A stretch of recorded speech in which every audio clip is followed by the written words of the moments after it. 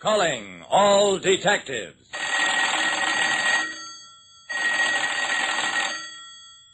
A lost dog, a packet of diamonds, and a slipper that was too small. Those are the exhibits on this page from my casebook. The casebook of Jerry Browning, private detective.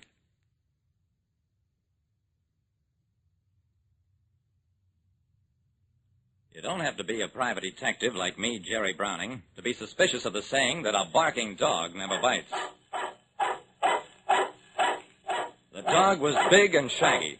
I first noticed him as I put my car into the garage. He was making like a tough guy, so go on, scram, you big mutt, out of my way before I eat you alive. That sent him scurrying. But as I neared my apartment building, well, I can be tough with the best of them, but when a fella claims he's hungry... Okay, come on in. I took him upstairs, fed him half my dinner. When he'd finished, he stretched out at my feet and fell asleep. I stroked his head, and underneath the matted hair of his neck, found what I should have looked for in start. A handsome spiked collar with big glass studs. From it hung a tag. No wonder the pooch had picked me for a friend. His name was Brownie. Brownie's owner, as listed on the tag, was Dwight Clayton, 413 Benson Avenue.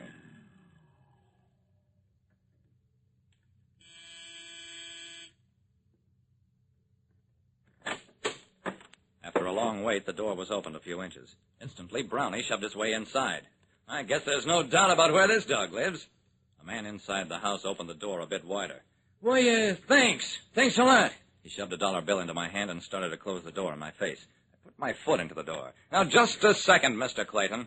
I don't want any payment, though a dollar wouldn't pay for what this poor starved animal ate. I think maybe you and I should have a talk about a man's responsibility to his dog. The door opened wide. The man inside was big, burly, red-faced. Also, he had a revolver in his hand. Okay, mister, come on inside and talk it over with me.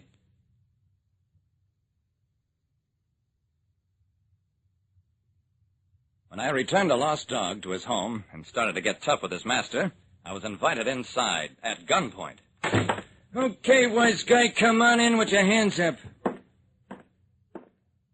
I never argue with a gun until I find out how expertly it's being handled. I let myself be forced into a living room that looked as though a cyclone had swept through it. Sofa cushions ripped open, books pulled off the shelves and torn apart, desk drawers on the floor, paper scattered all about. Sit down over there. I sat down in the indicated chair, and Brownie promptly jumped into my lap. Get off of me, you traitor. The dog put his feet up on my shoulder and licked my face. Shoved him off my lap onto the floor. He jumped right back again. Don't get no funny ideas, mister. This dog is trained to get awful rough if you start anything. Well, he was a big dog. And it was a big gun Clayton was holding. So, look, I don't know what this is all about. I found your dog and brought him back here. All I want is... Clayton shifted the gun from his right hand to his left. That proved he was expert. I don't know who you are, but you got a smell of cop about you. Take your wallet out and throw it on the floor. And make sure it's only your wallet you throw. It didn't seem like the proper time to disregard his suggestion. As I threw the wallet, Brownie jumped off my lap, grabbed the wallet between his teeth. Good dog, bring it over here. Brownie had ideas of his own. Instead of surrendering the wallet, he turned and raced out of the room. Looks like he doesn't take orders from you either, Mr. Clayton. Clayton grinned sourly. When he comes back, I'll shoot him. Right now, I'm busy. Gotta leave town. Gotta find a small package the mutt hid someplace in this room. Seeing as you invited yourself in, you can help me look. Yeah? What kind of a package? Clayton hesitated. A package of uncut diamonds. Had it on the desk this morning. The mutt hid it someplace. He's always doing things like that. I looked around the room, then pointed at a corner. How about over there? My attempt at distracting him was good, but not good enough. The bullet from his gun singed my scalp. He proved how expert he was by not trying to fire again at close range, but... Flipped the gun over and slugged me with the butt. Must have been several minutes before I came to, and found myself sprawled on the floor. He was still searching the room, paying no further attention to me. I tried to roll over. couldn't move. I was really badly hurt. But all I could do was lie there and watch him helplessly as he methodically tore the room to bits. Then I saw Brownie, standing silently in the doorway through which he'd bolted. He'd left my wallet someplace, was now carrying a slipper in his teeth. A man's slipper. A slipper far too small for the big feet of the man who called himself Dwight Clayton.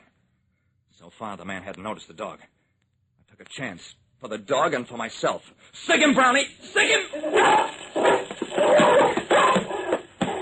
The dog was like a big brown shadow as he leaped through the air. The man fired one shot before he went down under the attack. Then, don't let him up, Brownie! Hold him! Somehow I managed to get to my hands and knees and crawl across the floor to where the gun had fallen. I picked it up. Now I was the expert. Roll over onto your face. The dog! He'll bite me! You'll have to take that chance. A bullet is worse. He rolled over, with Brownie snarling only inches from his throat. Okay, Brownie. Over here to me. The dog moved instantly to my side. I took a good grip on his collar, hoisted myself to my feet. Then I tottered across the room to the phone, picked it up. Operator, emergency police call. 413 Benson Avenue. Hurry! I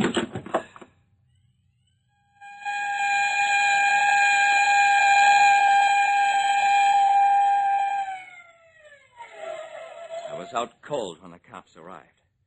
They tell me they had some trouble getting in. What with a huge dog standing over a burglar who had his head buried in his arms. Yeah, it was a burglar, all right. They found the real Dwight Clayton upstairs, trussed up and locked in a closet. As for the jewels the burglar had been looking for, he never could have found them, because they were mounted on the collar of Clayton's watchdog.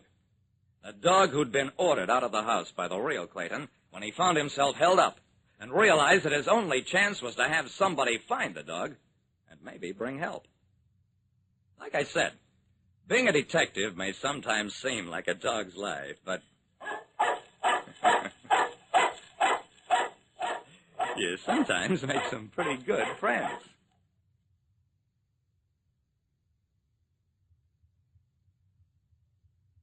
Listen next time to Calling All Detectives, mystery drama, mystery quiz, and a chance for you to match wits with yours truly, Jerry Browning, Private Detective.